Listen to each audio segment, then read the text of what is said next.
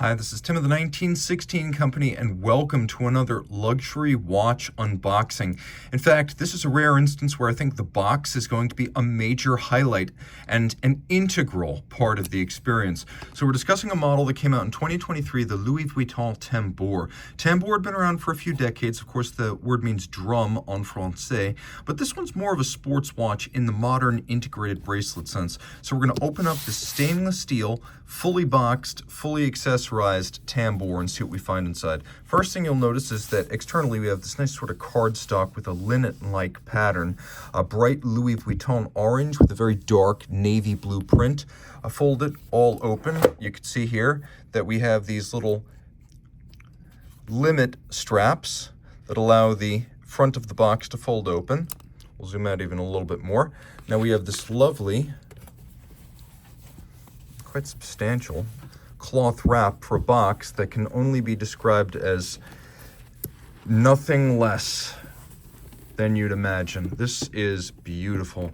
Combination of leather, palladium hardware. Yes, there are keys for locking it. You can see the trim. You can see the way that they're still covered, the way they cover them from the factory. And I've been at the French factory that makes these, and every single part down to the rivet is truly hand assembled.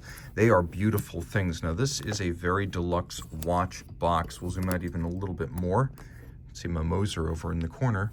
But a deeply impressive, no compromise Louis Vuitton travel trunk in miniature. It's about the size of a small shoebox. Now, in terms of how you open this, you can see there's a little trigger that pops it open, and then it opens up just like this to reveal the prize within. Okay, so we're going to take a look at the tambour in just a moment, but before we do, let's see what else comes in the box. All right, zooming back in now. You can see this is genuinely made the way they make these in France, because this is all fabric lined and the underlying substrate is wood. And I've seen where the wood is cut and where the wood is treated and bonded to the fabric. So this is actually constructed exactly the way the big travel trunks are. This is also made of wood. Okay, inside, a couple of things. First, you can see we've got a little LV leather strap that includes our keys for the box. We've got two little bags. This one's empty right here. It's made of the same luxurious material as the sleeve for the box. And then this contains extra links. So, for example, you can take a look. Extra links as well as the bars to fix them together. So that's all very nice. And then we have a couple things going on here. One is a hang tag, because what is a luxury watch without a hang tag? And then we've got a couple of documents that may be of interest to you. First, this watch is a time-lab observatory chronometer, officially certified. ISO 3159, so the same standard as the COSC, but this time-lab certification is done by the Geneva Observatory. You can see inside a lot of information about exactly what went down, but also important to note that they give you the full timing card, which is something you generally don't get even with other certified chronometers. Very nicely done, with details that conform to the specific unit. Now in here we have a little tag once again, and we have the warranty card, and it is a 5-year warranty. And then we've got, one of our little links got away from us there, very simply a microfiber LV branded polishing cloth. And again, this cardstock with its linen-like pattern, this is something we saw in the box, and it continues through the sleeves that you find inside the case. The attention to detail second to none. All right, now let's talk about the watch, because boxes, even the greatest boxes, and by the way, you can see this is verifiably made in their French factory, but even the greatest boxes are still just vessels. It's what's inside the box that counts. And what's inside the box is the latest tambour. So this is 40 millimeters in steel. Now the watch came out in 2023, not the first tambour, but definitely a tambour in the modern sense. So we're gonna pop this open real quick, take a look at it on my wrist. This is very much an integrated bracelet sports watch, but it owes as much to the older tambour models as it does to anything designed by Gerald Genta in the 1970s. We have this little bezel cover. The watch is very much its own thing. So you can see where the case and maybe the first link, the bracelet, are concerned, it has a strong visual resemblance to previous Tambour, albeit a little bit thinner and more graceful, not quite as chunky.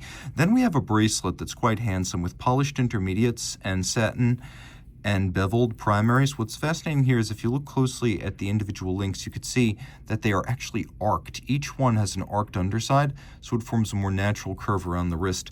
In terms of sizing, 40 millimeters is the diameter, but I measure it 8.6 millimeters thick, and then from extremity to extremity, that is from this point to its opposite number across the wrist, it's actually a fairly beefy 52.2 millimeters, but I don't think that accurately reflects how it fits. You can pretty easily wear this on a small wrist, including a lady's wrist, and I know because I was in Paris for the launch, and a lot of the female journalists at the event were wearing it quite well. So on my 16 centimeter circumference wrist, you can see there's no shortage of clearance between the edge of the case and the edge of my wrist, and you can even see from over the top, and this always exaggerates with the watch. It's easy to see that the lugs are well inboard of the edge of my wrist, and then with its sloped flank and 8.6 millimeter thickness, it will fit underneath any kind of tight sleeve or dress cuff. Finishing is actually gorgeous inside and out, and it's the attention to detail that sets this apart from others in the admittedly crowded steel bracelet sports watch category. So take a look at the case here. Now you can see there's a combination of a little bit of polish highlight, a media blasted bezel, and then a satin finished case that has a recessed case back so it sits even lower on the wrist than its nominal thinness. If you look very closely, you can see that the media blasted bezel has polished, raised and relieved letters that spell out Louis Vuitton as we go all the way around the watch clockwise. And then you can see that the watch has a rarity in modern watchmaking, which is on almost completely flat sapphire that winds up being a very effective anti-glare instrument, as from almost any angle it doesn't have a lot of glare and it's easy to read.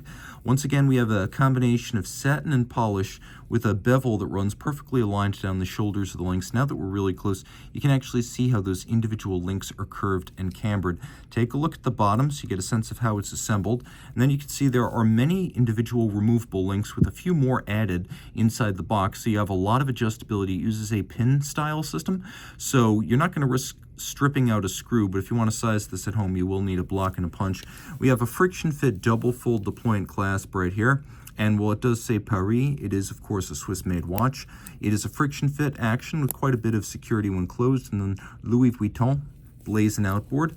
We'll do a quick lume shot to get a sense of how luminescent this dial is. You can see it is actually quite well loomed.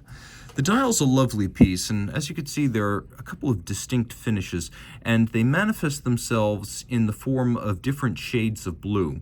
So we have the center disc, then we have the hour track, and then there's this upwardly stepped minute scale outboard with an azurage or concentric pattern on the small seconds. Now the outer dial features this polished ring all the way around, then the inner dial features a polished ring, and so we have this sort of sector-like setup, not just in terms of different concentric circles, but also stepped on different planes. We also have this lovely raw cut into the outer dial at each 5-minute mark or at each hour mark. It looks great.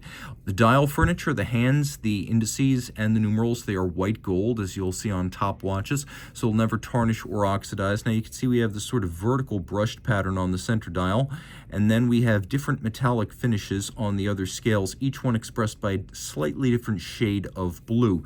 A couple of things I really love about this watch: the way it wears, the way it fits, but also the way it is made. In addition to being a chronometer certified, the movement, which they describe as the LFT023, is a really good looking piece. It's fairly large. At 30.6 millimeters, it nicely fills the case back. We're actually going to move now a little bit closer to my light source because I think you probably want to see this watch in greater detail. Get that admittedly wonderful box out of the frame and get a better look at the watch. Okay. Now, taking a look at that movement, you can see it's a micro rotor automatic. Now, well, La Fabrique du Temps did have some input on things like decoration and presentation. This is a movement by Cercle des Horlogères, which is a company associated with Spique Marin. So you've probably seen a similar movement in the ripples, albeit with very different decoration. So we've got a 4 hertz beat rate. We got beat and timing correction with Edicron, a 22 karat micro rotor energizing a 50-hour power reserve, the 31 joules, and again, just over 4 millimeters thick, fairly thin for an automatic watch. The bridges have a distinct Grunefeld look to them, and that as I understand, was no coincidence. So the centers of these bridges feature sort of chiseled pattern, and then we have this satin channel that runs up around the edge, giving way to a bevel on the side. Now you can see pretty easily that the bite marks from the milling machine are still visible there. So this is the kind of finishing you get on a JLC or an Audemars Piguet. It's nicely done though, it's handsome and it's attractive. We have a repeating V motif on the rotor. Screw heads are polished, we have engine turned perlage on the base plate. Interesting fact, you can see here every single screw on this caseback is actually a clear sapphire, so to give it a more monotone aesthetic, they do away with synthetic rubies. We have a pocket watch or clock-like wheel up on the edge here, and then the remainder of it is just handsomely executed with attractive finishing, yes, but also architecture, which is the size, proportion, and relation of the pieces relative to each other. So it's a very handsome aesthetic. A 50-meter water-resistant watch. I'm not going to say you want to go deep-sea diving in this, but when I was at the launch in 2023, I asked specifically, is this 50-meter push-down crown watch safe for surface swimming? And the answer was yes from LV personnel, and I take that very, very seriously.